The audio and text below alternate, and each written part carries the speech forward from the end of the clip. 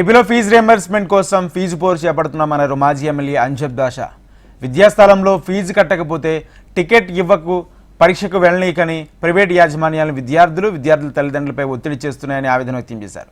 కూటమి ప్రభుత్వం ఇచ్చిన హామీ మేరకు ఫీజులు వెంటనే చెల్లించాలని ఆయన డిమాండ్ చేశారు.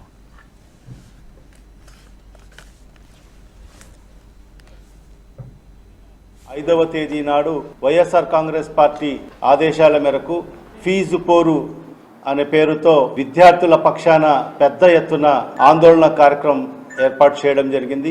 చంద్రబాబు నాయుడు గారి ప్రభుత్వం, కూటమి ప్రభుత్వం ఏర్పాటై 8 నెలలు కావస్తుంది.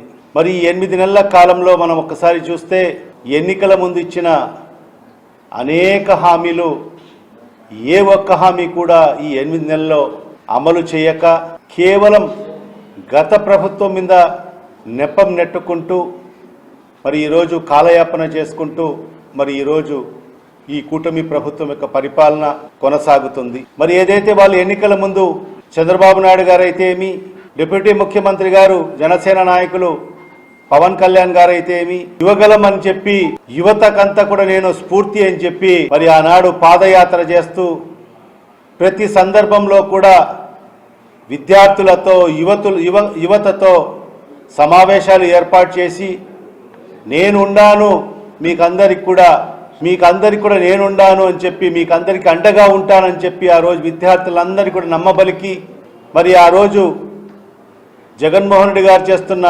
కార్యక్రమాల మీద విష ప్రచారం చేసి మరి అధికారంలోకి వచ్చిన తర్వాత మరి ఈ 8 నెలల కాలంలో మరి విద్యార్థులను విస్మరించిన పరిస్థితి.